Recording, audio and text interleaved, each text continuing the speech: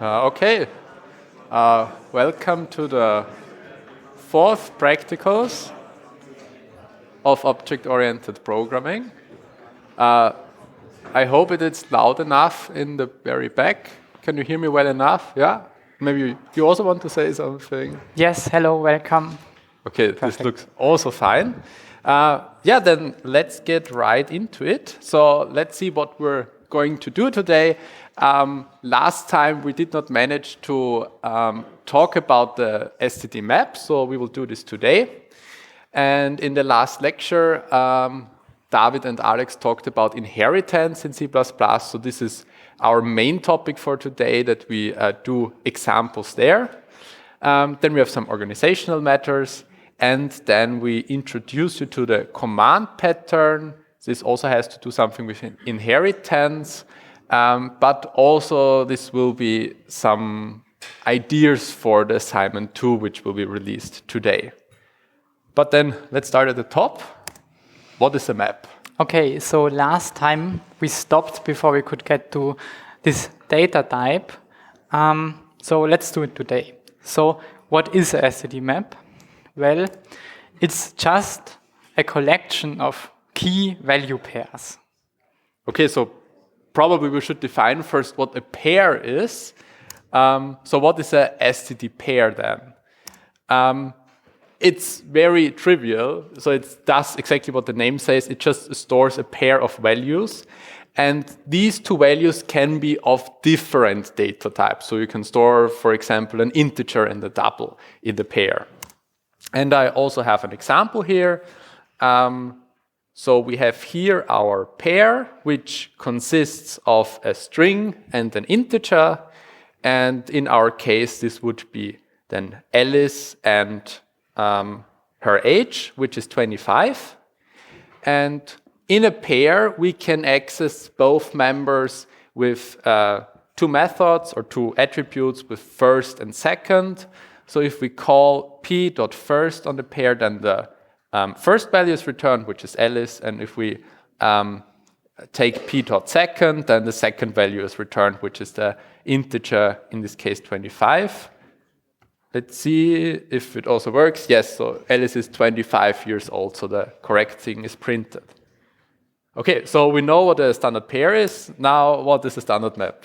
Okay, so we said a map is a collection of pairs, and therefore it stores key value pairs.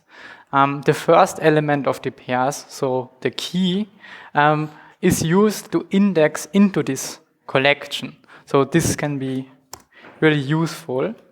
And you can more or less imagine this like a mathematical function where you have one input and then get the output, just that with a map you have to predefine all of them. Mm-hmm. Yes, so, and because you use the keys to index into this collection, the keys are unique, but the values are arbitrary. So you can have the same value as many times as you want in this collection, but a key can only be there once. Yeah. Okay, so let's start with an example. Here we define the map, and the key should be this string here, and the value we store is this integer. So the same as with the pair we saw before.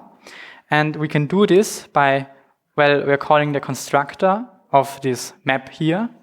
And then we can construct multiple pairs. So here we are constructing the same pair as we saw before. So Alice with 25.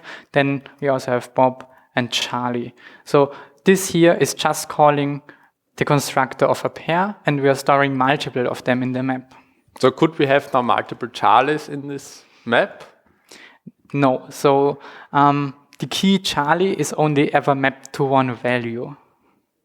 Yeah. But as you can see in this example, 25 can occur more than once. Yes. Because it's just the value. Okay, so you already said that a map is a mathematical function, or you can think about it as a mathematical function where you pass in the key and obtain the value. And now we want to do exactly this. We want to give the map the key and obtain the value from it. And this can be done with the add method, which we already know from a vector, for example. But in this case, the add method takes not an index, but it takes a key.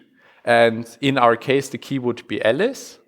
And what is returned is then the value of Alice. And in this case, the value of Alice would be 25, so it's her age. We can also run this here. If the key is not present in the map, so if we would call, for example, I don't know, we make a typo here and write just Alec, and then run this, then our program would crash. So the add method really needs a proper key, which is contained in the map. I think in today's lecture, you know how to handle such errors that your program doesn't stop running immediately, but you can really catch those errors. But we'll also see how we can check if something in the map is later. But first, let's talk about inserting something into the map. Well, we already saw that we can specify multiple pairs in the constructor to the map, but we can also use the insert method. Here we constructed a pair beforehand, so we constructed here Charlie with 25. Here we are calling the constructor of this pair and then inserting this pair into the ages map. And because C++ is smart enough, we can just call the constructor of the pair directly inside this insert call here. Use these curly braces as you would when you're calling the constructor. And yeah, we are automatically constructing a pair here and passing it to the insert.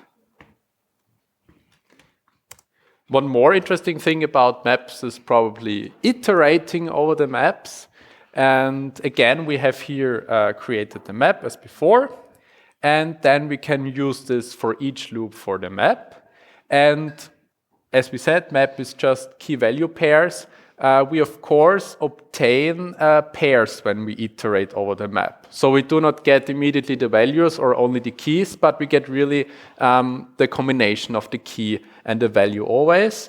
And as we learned before with the pairs, we can access the pair first, so the key with this, and the pair.second, so the value of the element with this attribute here of the pair. This looks now a bit complicated, so we have the pairs and then we need to access the pairs dot first, dot second. Maybe there's a bit a cleverer way, and yes, it is. We can write this pretty statement here. What does it do?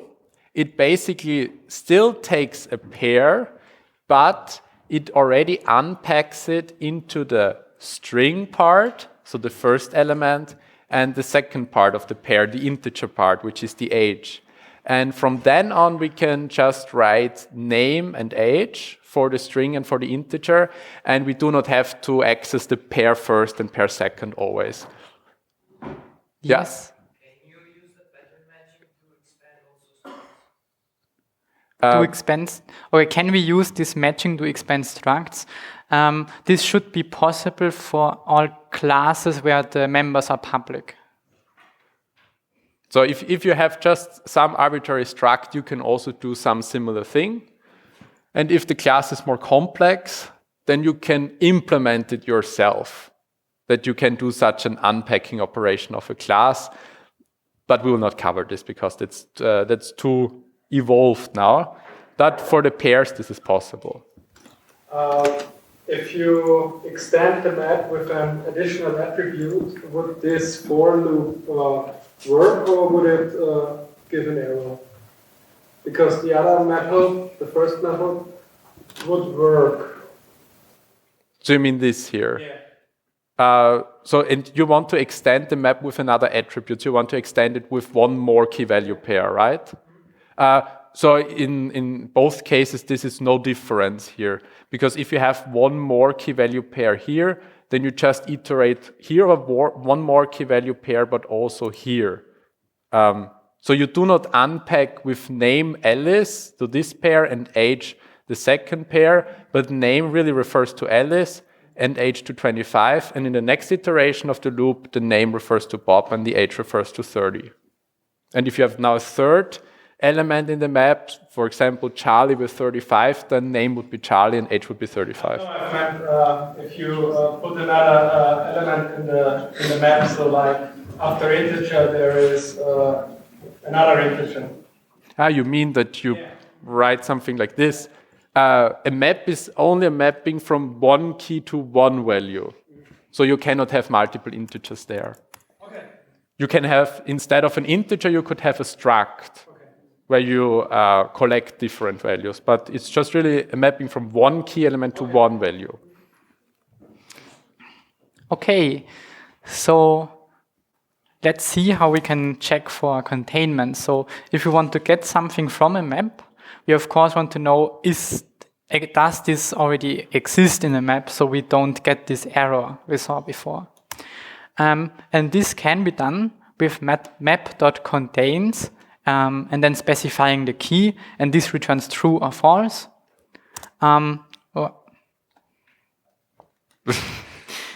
Okay, yeah, but this is only available in newer C++ versions, which we don't use. But don't worry, there's also map.count, which returns 1 if the key exists and 0 otherwise. So you can just use count and there's basically no difference. Can this count method also return something else than 0 and 1?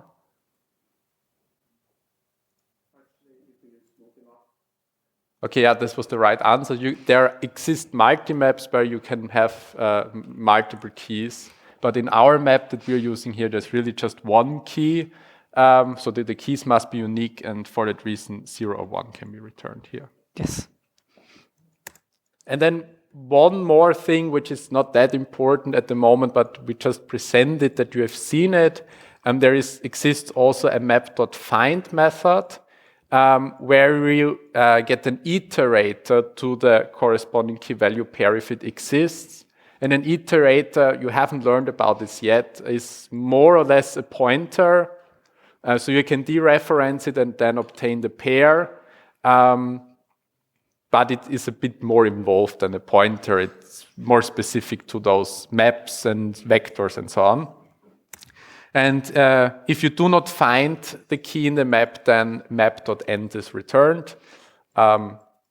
Is some value which we do not discuss any further now. Just a find method. If you are interested, then have a look on that. Yes, so you can just check if the find method returns the same value as map.end returns, and then you know if the key is in there or not.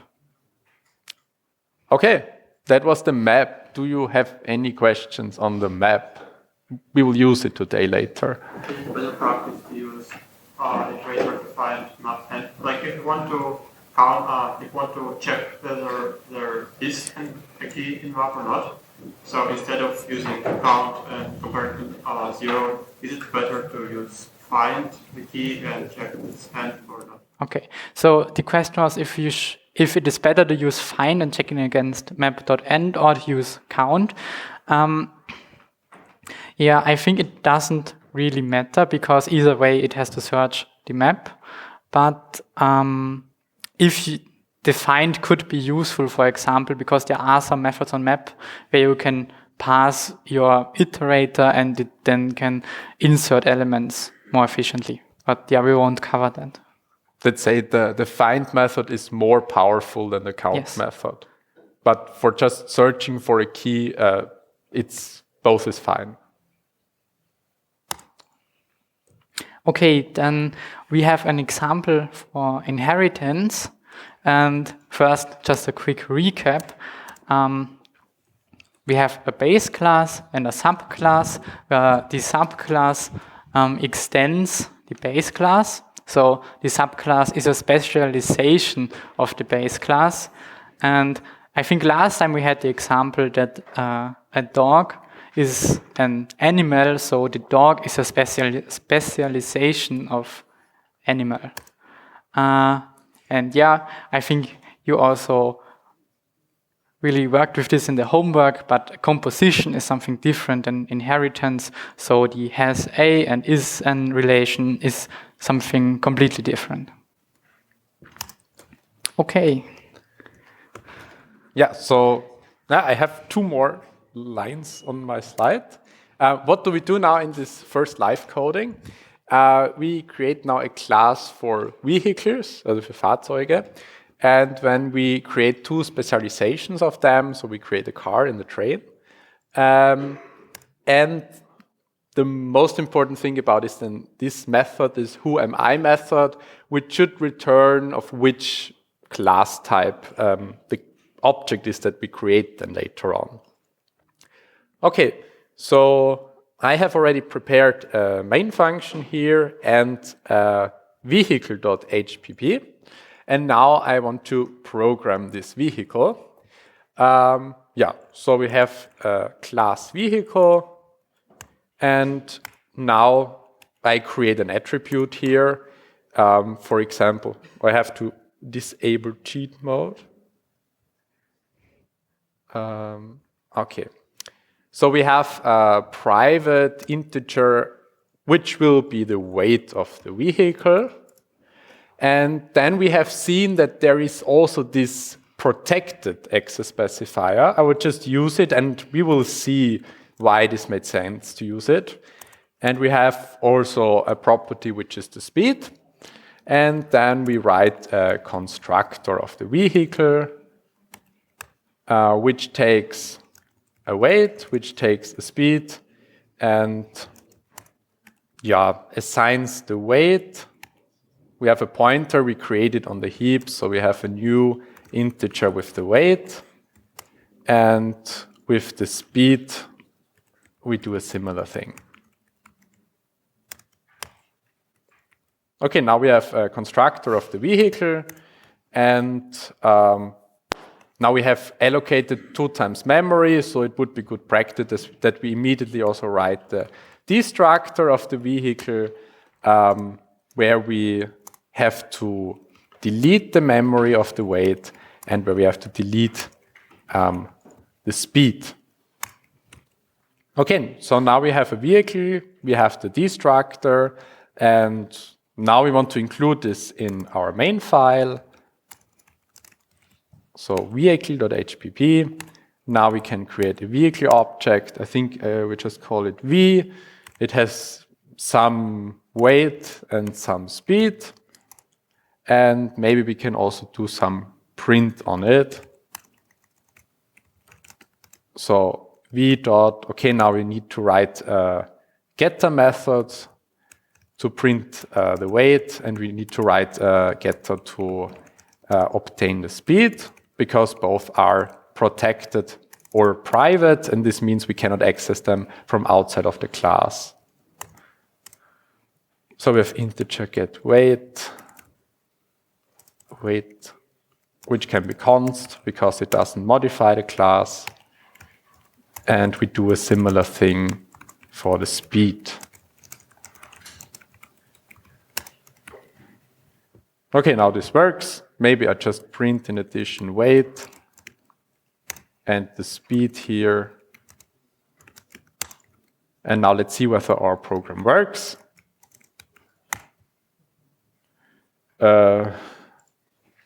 What have I done wrong? Oh, I need to dereference because we have pointers here.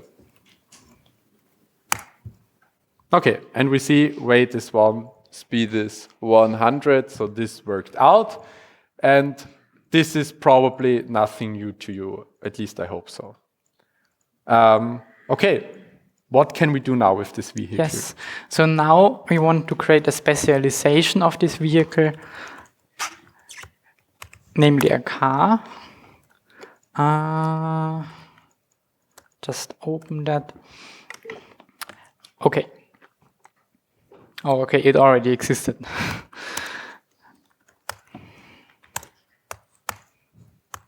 Okay, so what do we want to do with this car?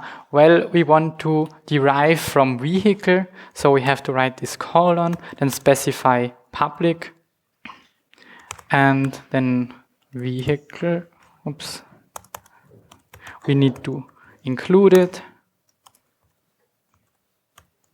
Okay. Yes. Perfect. And what should our car have? Well, we want just to store the number of doors this car has, and we'll make this private.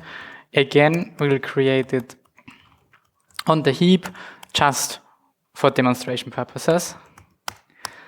And then we'll create a constructor.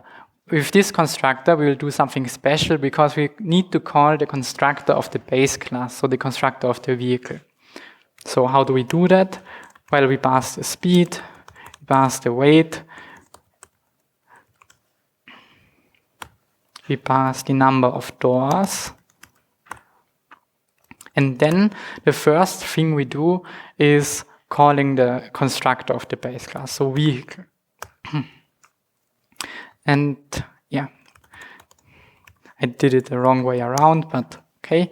And then we'll also initialize number of doors and how do you call it?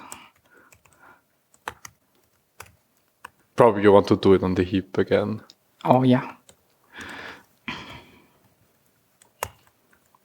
Okay, so what did we do here? Well, at the beginning of the initialization list, and if we don't have a default constructor in the base class, or if we want to call some other constructor than the default constructor in the base class, then the first thing we need to do is call the constructor of the base class like this. And this needs to happen in the initialization list because the base class needs to exist before the derived class.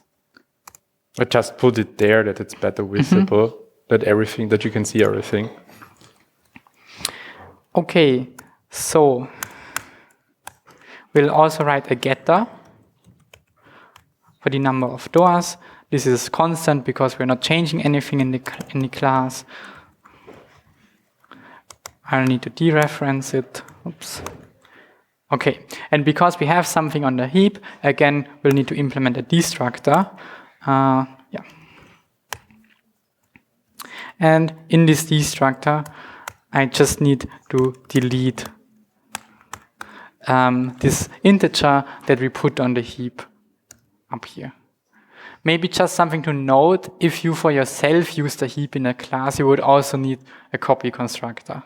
Yeah, so that is what we talked last time. Either you implement the copy constructor or you delete it, and now we do it already wrong.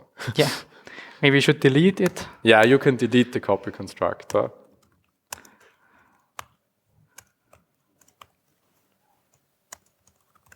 And maybe you can do it also in the vehicle.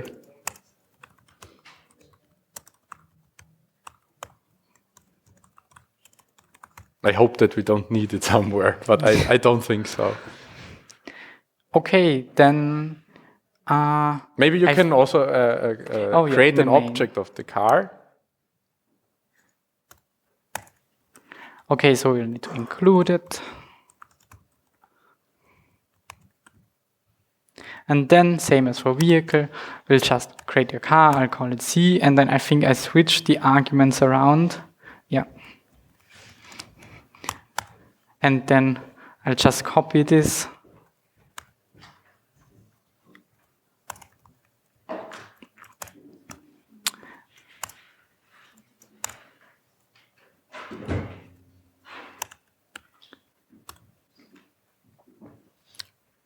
You need the doors. Oh, yeah. Number of doors as well. Okay, so let's just say 4 and then create another print statement for the doors. Luckily, we already have to get Yes. that. Okay, then we can check if this works. Yes, this works. So up until now, there wasn't much of a difference with the classes like we did it before. There was just this new constructor we called, but relatively the same. Mm-hmm. Is that clear so far, or do you already have questions regarding that?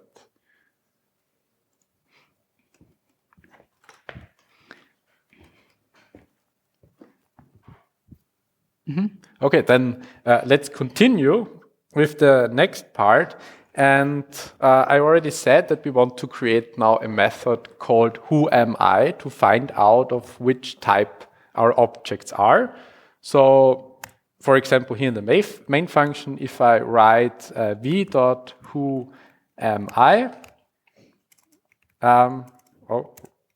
then I would like to have the print statement, okay, I am a vehicle.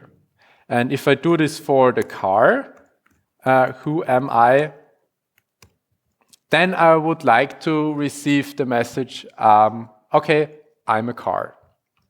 So then let's start with the vehicle first. So I will implement this method here. What should it return? It does not need to return anything. It's called who am I, does not take any parameters, and we just print, okay, I'm a vehicle.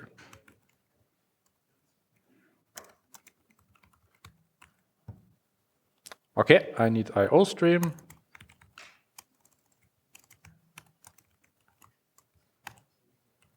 Okay, so this is straightforward. And should we already run the program? I think we can, right? Yes, so okay. Let's try it. Let's try, because no errors are shown.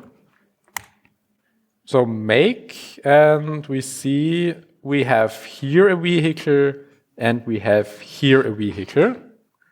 And why is that the case? Because... So this is, I think, what we expected, because we just implemented this method in the base class, and because we extended it publicly, we can also access it in the derived class, so in the car. Okay, so can we also implement it in the car? Let's see. So I do the same thing now in the car.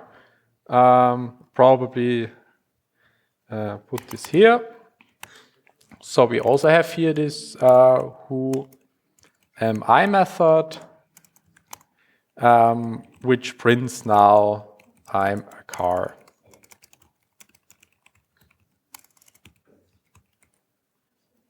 Okay, then run it again.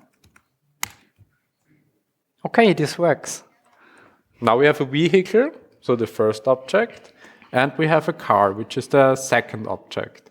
And now both functions have the same signature, and we have a car object here. So we also use the function which is provided from the car. I now want to extend the whoami method a tiny little bit. It's a small jump now, because I also want to print this additional information here of the car. So let's do something like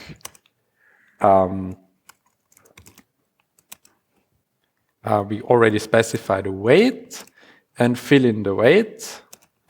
Then, I don't know, speed, put in the speed. And yeah, I keep the doors now, for now. I don't want to include them now. So we just print the weight, speed, speed. So weight and speed are both attributes of the vehicle class, so this should work, right? Because we derived it from there. And we run make, and okay, it doesn't work. Why it doesn't work? Because this vehicle, the weight in the vehicle is private. And this private is also important for subclasses. So also subclasses cannot access this attribute immediately. However, for the protected access specifier, we can access this attribute from subclasses. And for private, this is not the case. So either we make it protected as well, or we can call the getter here, because the getter is public. So of course, we can also access it from subclasses. And now if we run it now, then we see, okay, we have a car with some weight and you will need to dereference the speed. Some dereference speed. But otherwise it would be really fast, right? Okay, now it's not that fast again. Okay, so we have the whoami method. Now we know which type each object is. Mm-hmm. Okay. Then maybe let's try something a little bit different in the main. Should I do it? Okay. Yeah, you can do it. Let's try to create a vehicle pointer. Oops. I don't know, some vehicle pointer, and let's point it to the car we created up here, and then call who am I? Yeah, you Wrong need one. the vehicle pointer, right? And the question now is what the output of that is, and we have a Slido question for that. Now it becomes interactive.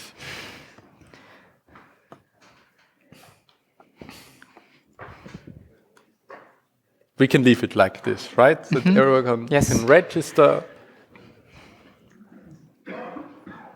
That everyone gets awake again.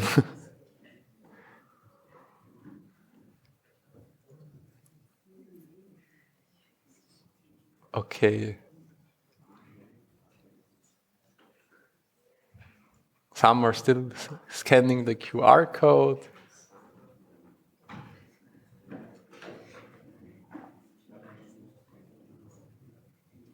Okay, should we start with the question? Yeah, I think I can start the quiz. Yeah, you Oh, still you see need to the click QR code. participate. Okay.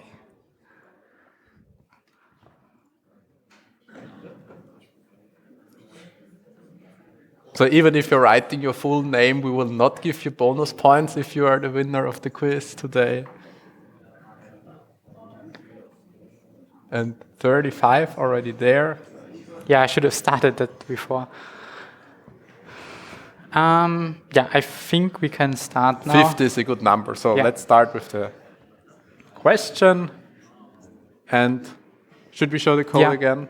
So the question again was, we have this car here, and we have the vehicle pointer on the car, and now we call the whoami method on this vehicle pointer to an object which is actually a car, and not just a vehicle. Yeah.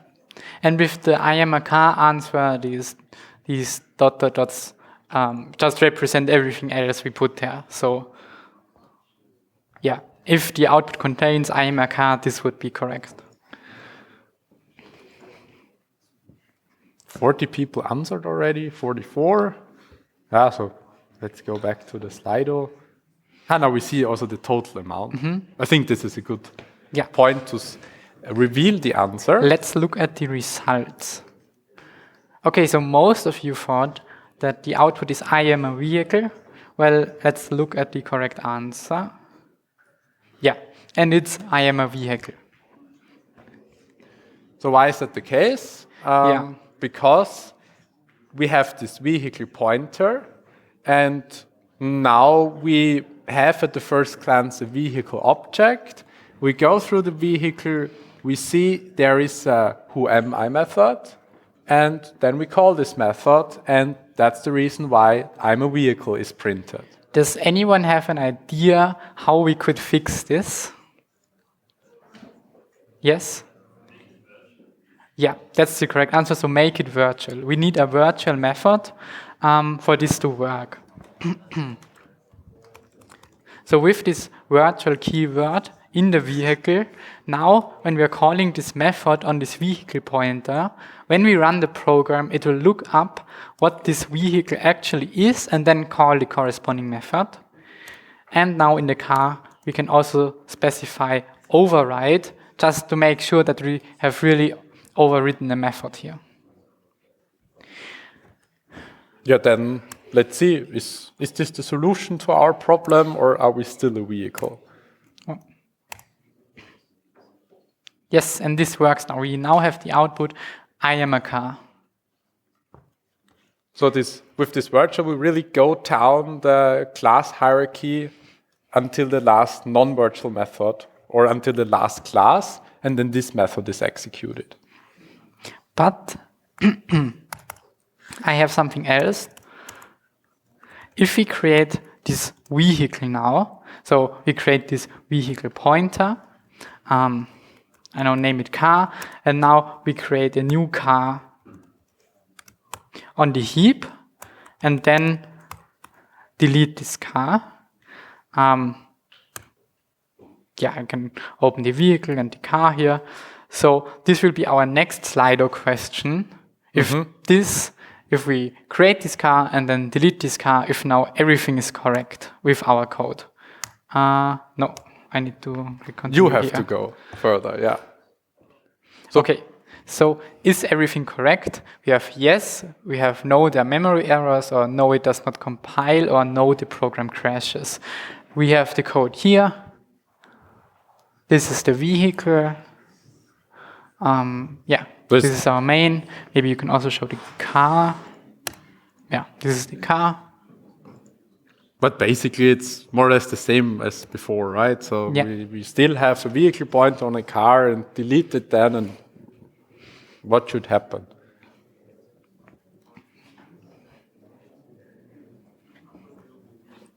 Okay, so maybe let's go back to the slides. Yeah, Yeah. 50 people already saw. Okay, so then let's check the results. Okay, most of you voted that there are memory errors. Maybe let's check with Valgrind. Oh yeah, we can do that. So You need to do make main, yeah. just need to compile all warnings. Okay, we don't care about warnings too much. Valgrind main, and we see leak summary definitely last 4 bytes in one block. So indeed, there are memory errors. So yes, I think it's show our the correct students are answer. correct here. Yeah. So there are memory errors. So why is that the case now? Why do we have memory errors here? So we create a car object. We store the car object in a vehicle pointer, and then we delete this vehicle pointer. So what happens if we call delete? The destructor of the object is called. And since we are a vehicle, we go through the methods of vehicle, see there is a destructor, fine, we free the vehicle, and that's it. However, it was a car, and in the car, we should have freed the number of doors.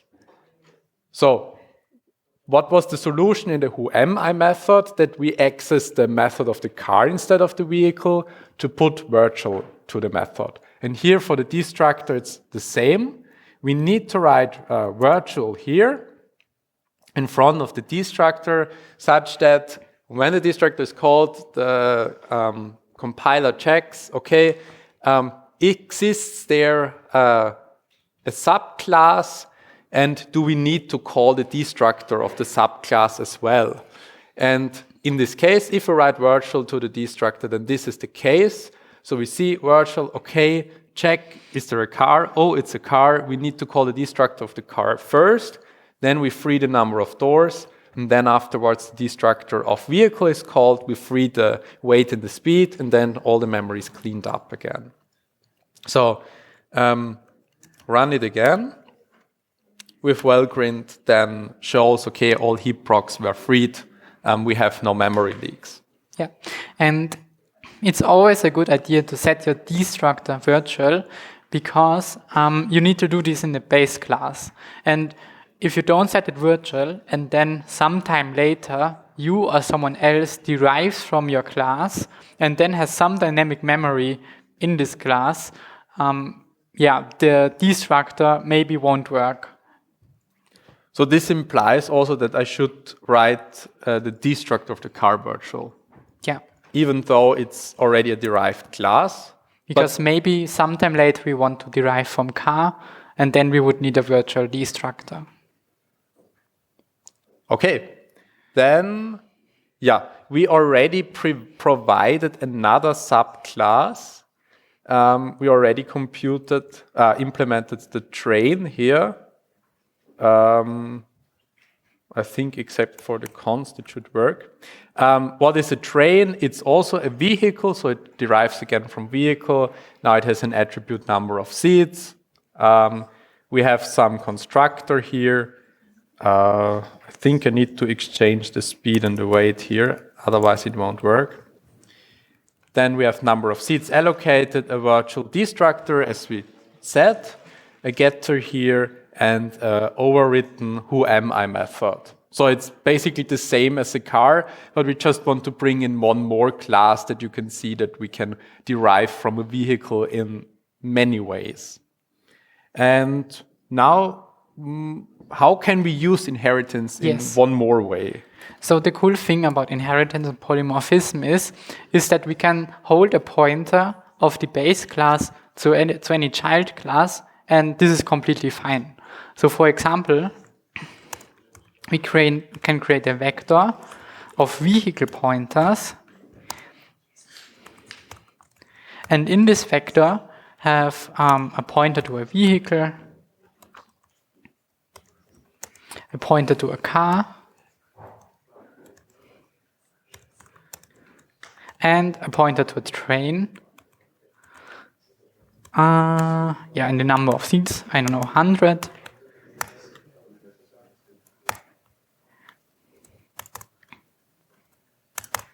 Okay, I'll include vector. And you need to include train as well, if you're already there.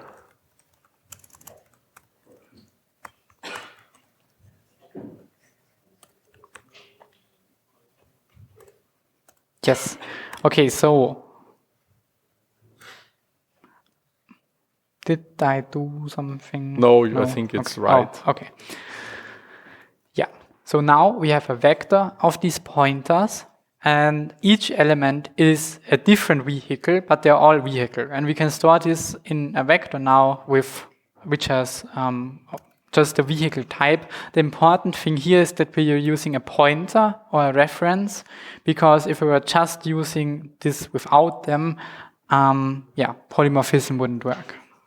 And we wouldn't know how large the object should be, right? Yeah. Because a car is larger than a vehicle. And now we can also loop over them.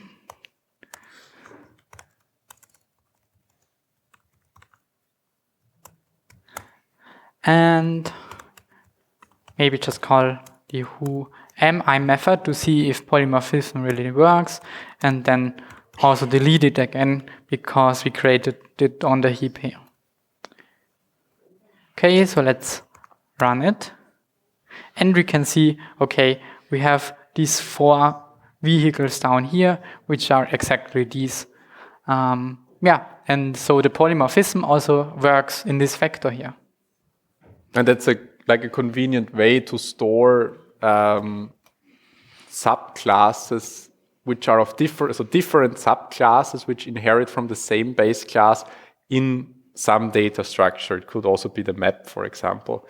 And I think this is very useful, and probably you will need this also in assignment 2 at some point. Yes. So I think we are finished with this example. Do you have any questions to this example? Yes?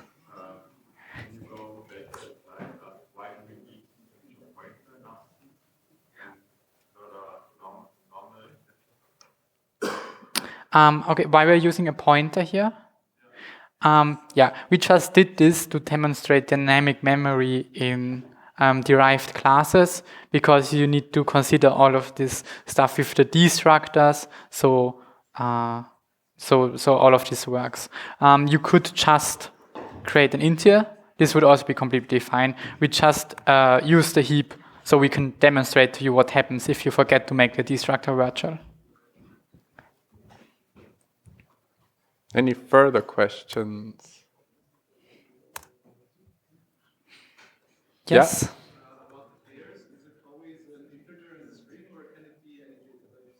So SCT pair, what data types is it? You can use any data types there. You can use any existing data type, any class that you created. The pair just stores 2. It can even be the same data types. You can also store 2 integers, for example, if you want to store coordinates. Just some restrictions on the key. Yeah. So if you put the pair into a map, then there are some restrictions on the key. Yes. They need to be comparable, for example. So you cannot have like arbitrary elements as a key. But for a pair, the first and the second element can be anything. There was one more. Yeah. So if if I create a map of pairs and then like the key is always the first variable of the pair. Could I also theoretically find the pair by the second element? So can you find a pair in the map by the second element? I don't know if there's a method for map that does that. Maybe, but you can always iterate through the map, and using when iterating through it, just look for your second value you want to find. Yeah, iterating over all values is probably the best solution here.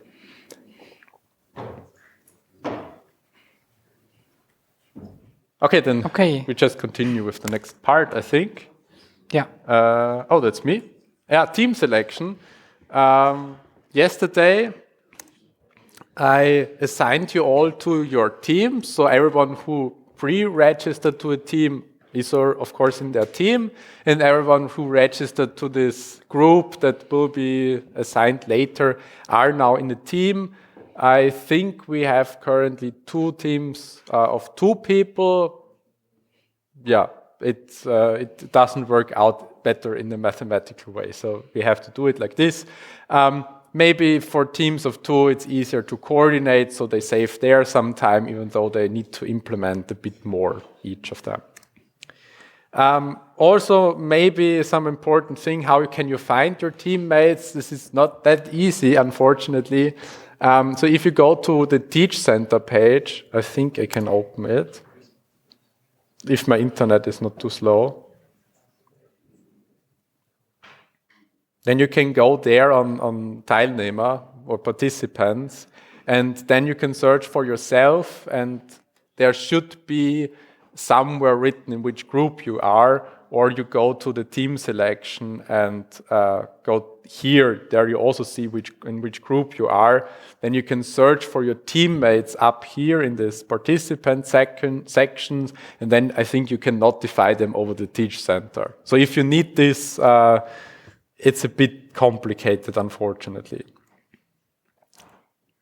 Here we are. Yeah, and if you are in a group where you need to get in contact with your teammates, please write them today that you get in touch with them. If they do not answer, like on Sunday, then you can contact us, of course, and then we will try to make the contact with your teammates or assign you to another team. If this happens, I hope it doesn't happen, but if it happens, then please contact us. Yeah, and maybe also try to check in the Teach Center your notifications, because I think you will get the notification there if someone wrote you. Yeah. Yeah, okay. Then, assignment 2. Okay, so we'll release assignment 2 today, and you will have approximately 1 month to do this. As always, your repositories will be created in the next few days. They are not really ready yet. The submission of assignment 2 needs to be on the submission branch. I think we didn't teach what branches are yet, but you will hear that next time. So don't you worry, you won't need it up until then. We'll talk a bit more about group work also next time. Then let's get to the design document. You'll need to hand in the design document next week. The exact deadline is on the 24th.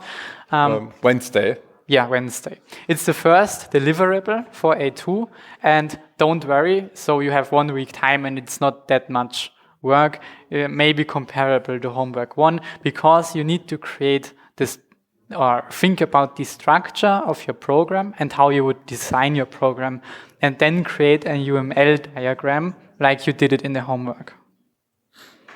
So you need to include the relations, the inheritance, the compositions, also maybe attributes and methods you want to include. Yes, and to submit this, you need to upload just the design document PDF to your repository, and this can just be in the main branch. Yeah. Yes? Yes, the 4. Yes. Here should be a 4. So it's April in 1 week and not after the deadline of A2. Yeah. We will fix this. Okay. So once you submitted your design document, there will be also design discussions because we want you to learn from other teams how they designed their program, and maybe you can improve then at some points. Maybe get good ideas to improve your design. So groups of 3 teams will discuss their designs. So then you're approximately 9 people in one group, in one session, and talk for about 45 minutes about your design. So how you created the classes, which relations there are, and so on. I think there will be much potential to talk about it.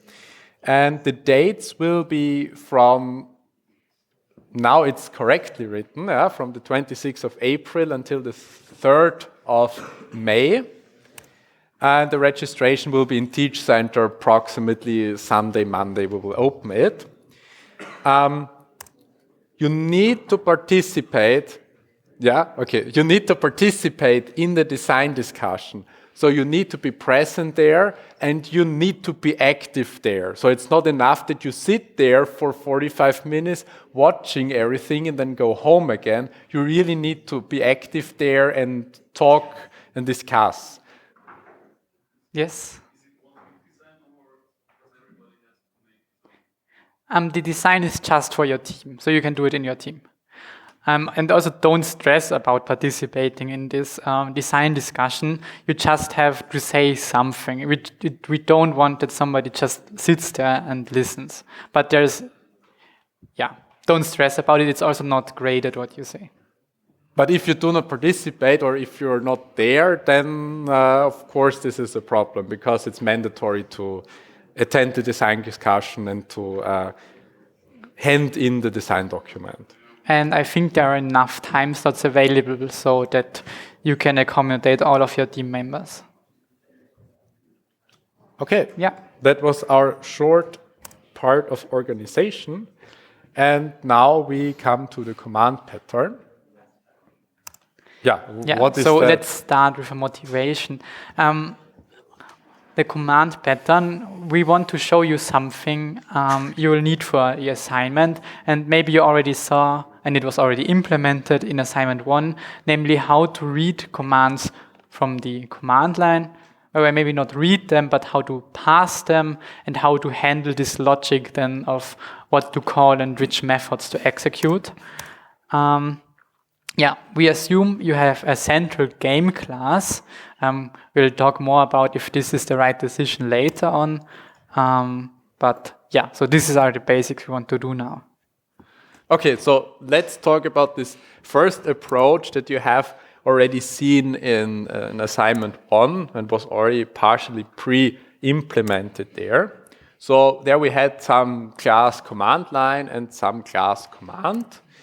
And the command class, I think, had an enum, which indicated which command was read in from the user, and there was also some vector which contains the parameters. So if, I don't know, move command takes the new coordinates where we want to move a player, for example.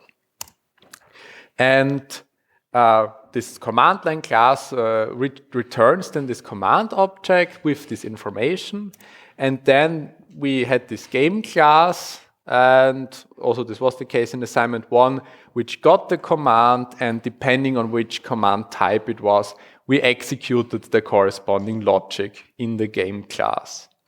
Julia, we represented this in this beautiful diagram. So you have the game here.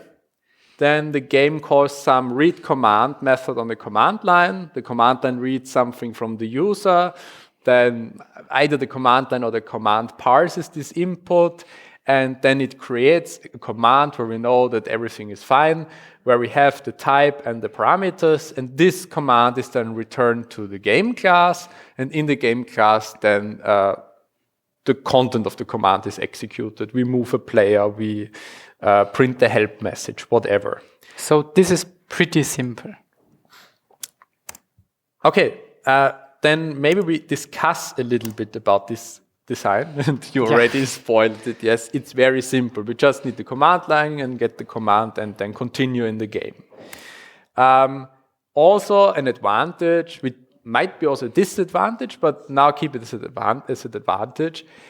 All the logic is in one place. So if we do something in the game, if we want to move a player, then this is game-related stuff, so we do it in the game class.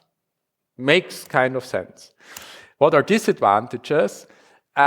We have to distinguish between the commands in the game class. And probably most of you in assignment 1 did maybe some if, else if, else if, else if, or a switch case. And then in the switch case, the command type was switched, and then depending on the type, something was executed, which might look a bit ugly.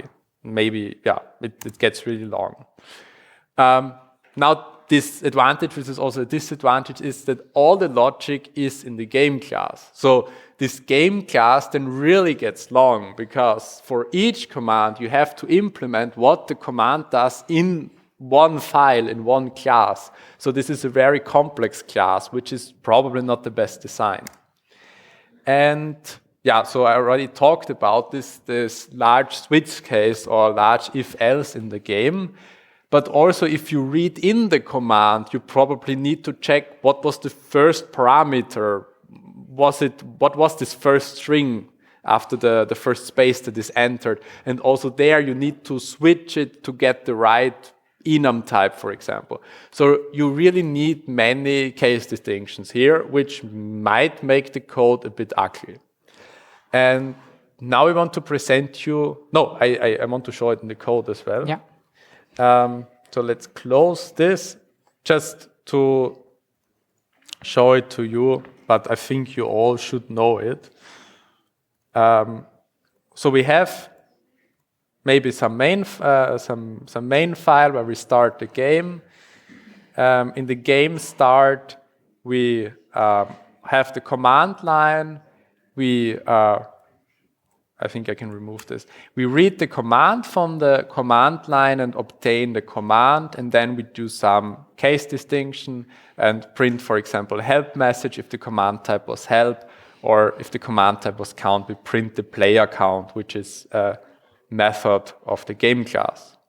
And the command itself just has a type, which is then implemented as an enum, for example. And also here, depending on the input, we have to check, is the input help? Okay, then we assign the type to the help command or to the count command if it's here the case. So we really have these case distinctions here, but I think you already know this from assignment 1 and have implemented it in some way there. Yes. So this is pretty easy to think about. Yeah, I think easy to implement, but then maybe if you want to add a new command, you also have to change 2 switch statements. And if you forget one, something will go wrong. Okay, and now you have a better solution for that. Just preparing everything. Or maybe a different solution. Okay, a different solution. Yeah. Yeah, okay. What is your approach? Okay, so I present now a second approach. Namely, we have more classes. We have this command parser, which stores a list or a map of commands which can be executed. And this command class is never really used because we're just deriving it, overriding a method, for example, in this move command or in this help command, and then store these derived classes of command in the command parser. And when we now send an input to the command parser can look up, okay, which commands do I have, and look up what to execute. Maybe one difference to note here, that in this approach, we have this move command only once, when this is stored in the command parser. But in the first approach, a new command is created whenever you input something. And here, instead of using this switch case to distinguish between these commands, we are using inheritance and polymorphism. Yeah, and maybe the logic now is in the command class instead of the game class, which could be an advantage or a disadvantage. It looks so complex. I need a picture now. Okay, so we have this game class here, which registers commands in the commands parser. And then when we have an input, the command parser can look up the correct command and call the execute method on this move command. And now this move command can do some pre-processing, some logic, and then actually move the command in the game. Yes? What do we need then the command class for? Yeah, we need the command class because we need some class for a type we can store in this map, So which we can derive, yeah. So the command is the vehicle, and the move command is the car, and the help command is the train. Yeah. Yes?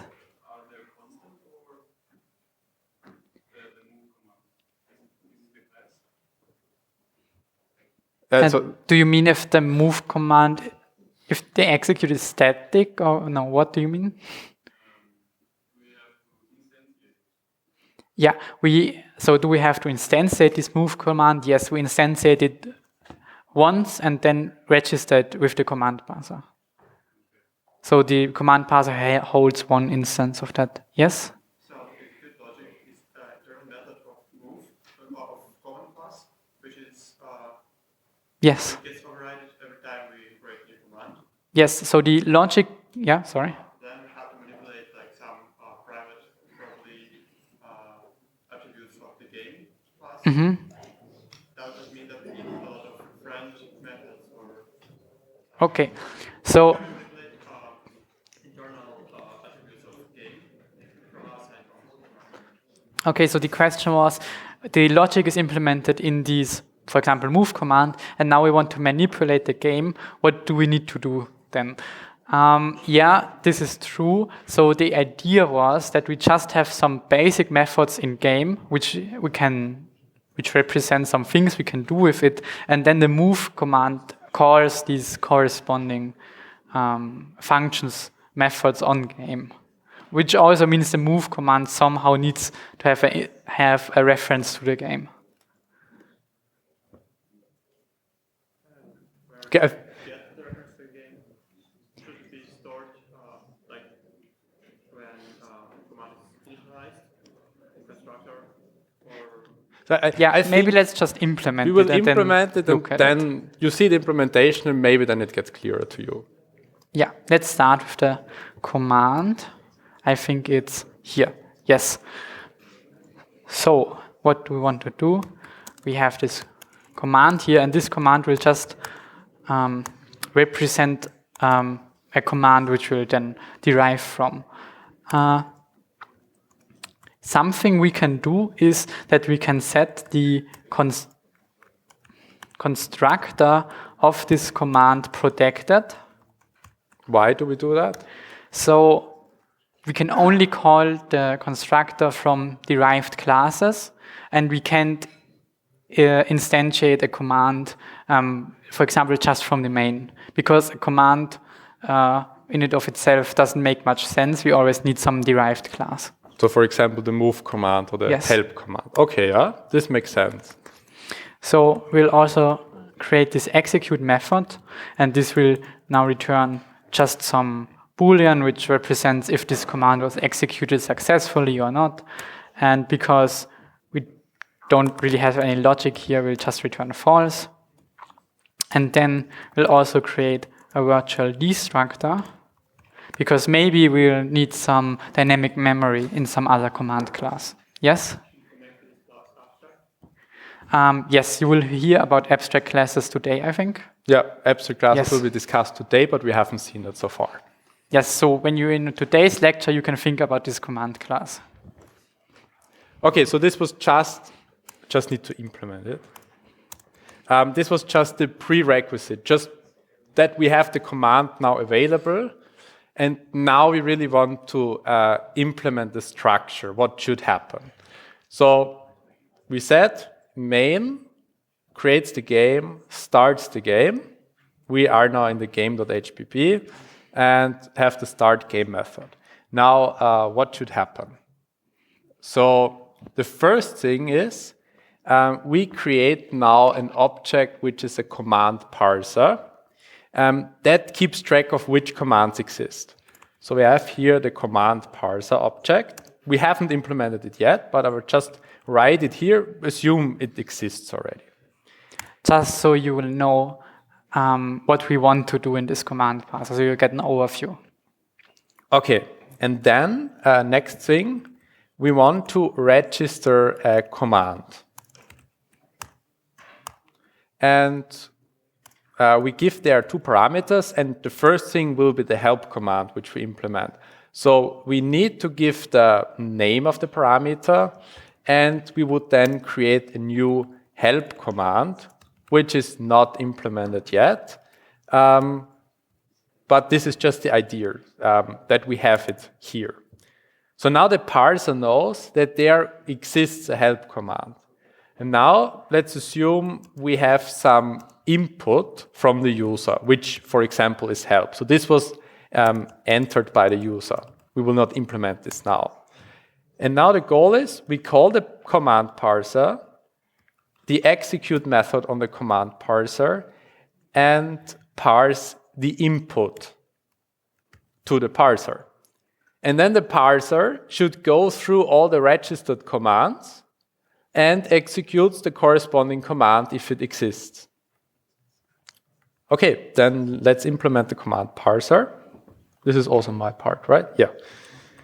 No, this is your part. Okay, you implement the command parser.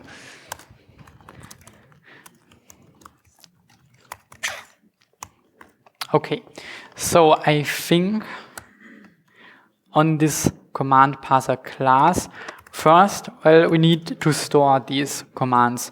I'll create a map for that. I'll include it here. And I'll use a map because we have strings, which will be what we send to the command parser, for example, help. And we want to map this to a class where we can execute this. Yes, so we have this map here, where the first argument is a string, and the second argument is a command pointer.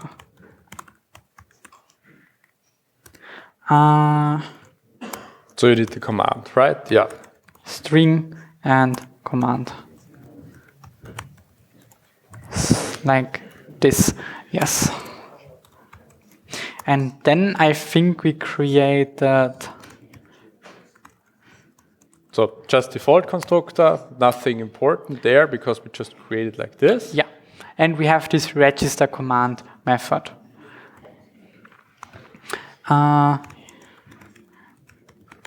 So we have this register command, which takes a string, the name of the command, and then as the second argument just takes a command pointer, because here we are just passing this help command. So we'll just take the command pointer here. Yes, and I'll implement this in the CPP file now. And to insert this command, what you'll need to do is just use the I need command parser here. We'll just use the map and call insert. And what do we want to insert? The name and the pointer to the command. Okay, so we have this register command. But we also have something on the heap now. We didn't create it in the command parser, but we are passing a pointer on the heap here. And let's just say our command parser will clean this up at the end. So let's implement the destructor.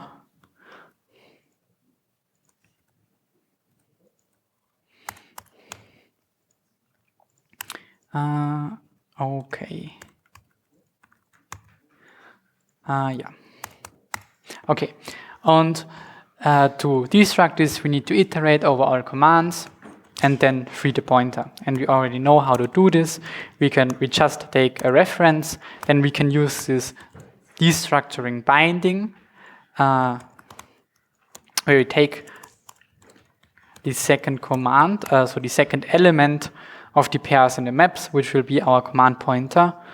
Yeah, commands like that.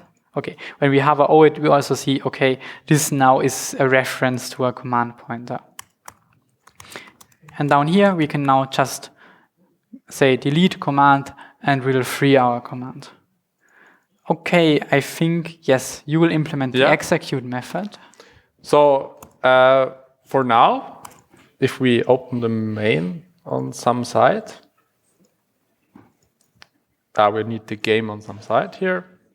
We have now the parser. We know now how to register the commands and have them in the map. And now the execute method is now the next question. Okay.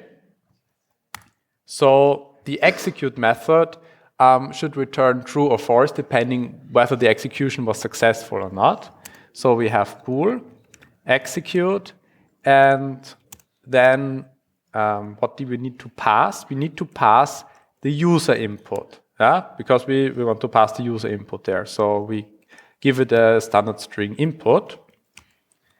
And I will also implement this here now in the CPP file.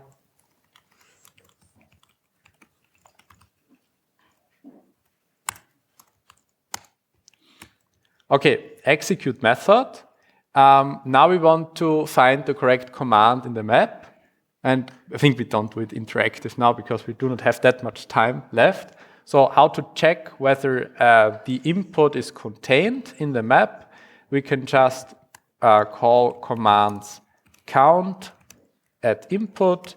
And if this count is 0, then we can, for example, return false because the command was not found in the map and we don't know what to do or the command does not exist. And otherwise, we take the command, so we take the map, call the add method on the input. So this is the key, this is the map. We evaluate the map at the key and obtain the value, and the value of the map is the command pointer.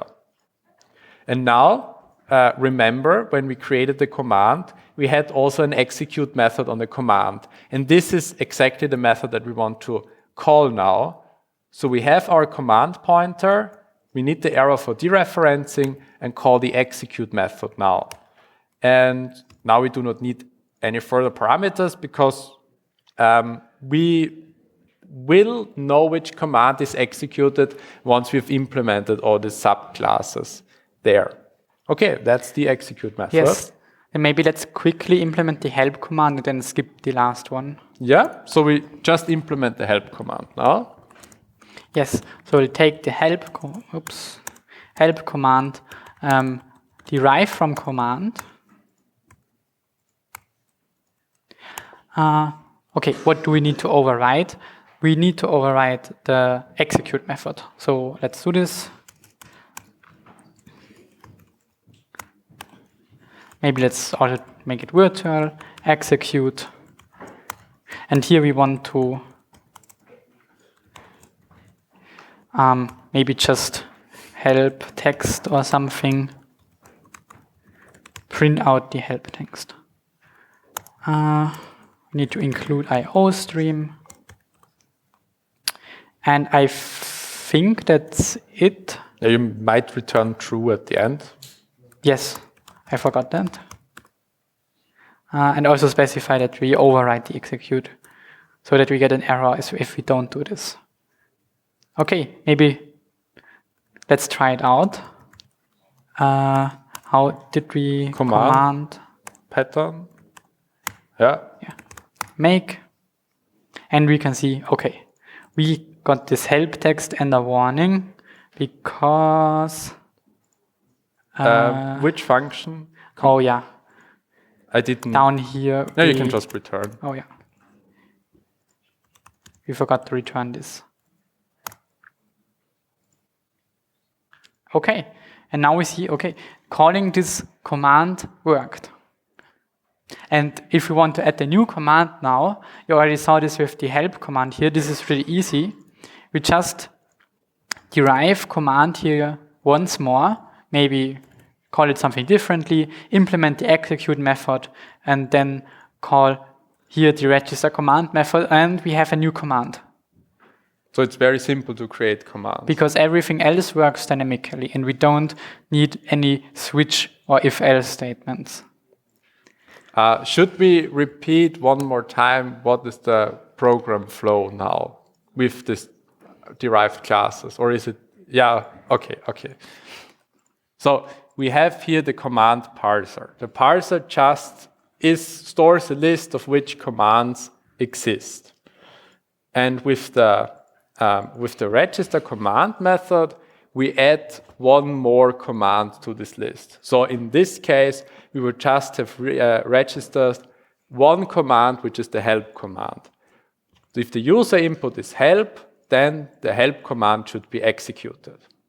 Okay, then we read the user input. For example, this part usually will be in some loop then, because this will be done repeatedly. Or in some other class which reads user input. For example, yeah.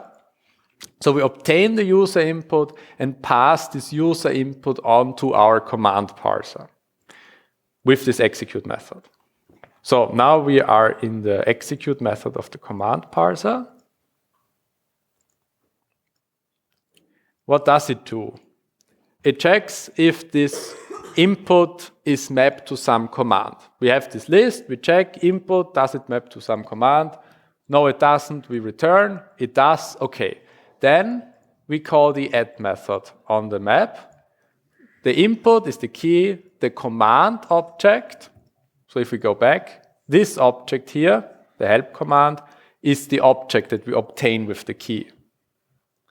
And on this command object, on this help command, we run the execute method. And now this execute method differs for all command types that we implement. So the help command has a different execute method than a move player command or get player count command or print map command. Yes. Maybe we can show a second command in the next time. Yeah. And if we go now to the command, we see that the help command is derived from a command and has now a specific execute method which should happen if the help command should be executed. And if the move command would be executed, then we would have here one more class which is named move command, for example, and which would have a method that takes the position of the player and moves it to some other position in a map, for example. Yeah. Do we want to quickly look at the advantages and disadvantages? Just, we don't have Sido now. So the advantages are that we have all this logic now in separate command classes. And in each of these classes, the logic regarding that command is encapsulated in its own unit. Also, we don't need to distinguish between command with a switch statement because we just have this map that maps text to specific commands. And also, we can easily extend it. Then some disadvantages. Yeah. Either we have to pass this game reference if we want to modify the game in the commands again to all commands, either in the constructor. So either we have to pass it here, or we have to pass it in the execute method because our commands need some way to manipulate the game. And then if we do this, we have also this weird loop where the game calls the command parser calls a method on a command, and then this method calls again methods in the game. So, yeah. But there are some ways one could improve this without passing this game reference or with the statics methods, but maybe you can come up with a solution to these sorts of problems in your design for your assignment. And you can bring those to the design discussions. And maybe also how can you reduce logic in the game class, because it's always a bit ugly if you have many methods or many code in one class, maybe to split it up a bit more. And if you do this nicely, maybe this also works out that you don't have to pass call methods on the game class to do such things. So you don't have this cycle. Yeah. I think that's it. There are questions. Yes. Yeah.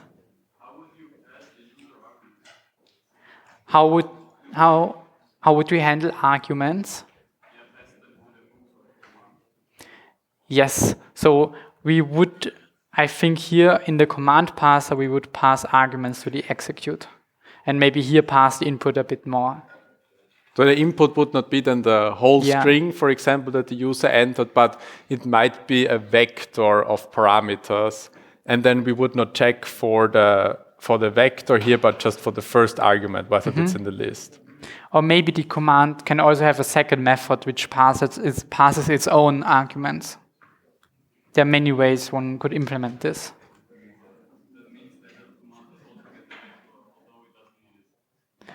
Yes. So maybe the help command would then check if there are no arguments given to the help command, because maybe you don't want that.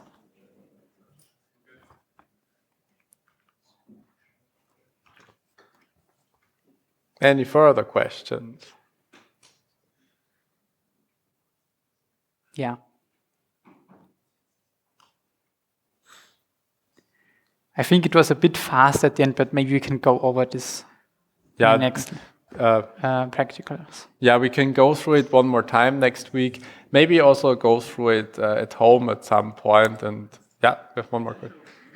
So once again, there is a game class in the command. So how can we manipulate the game logic? Here?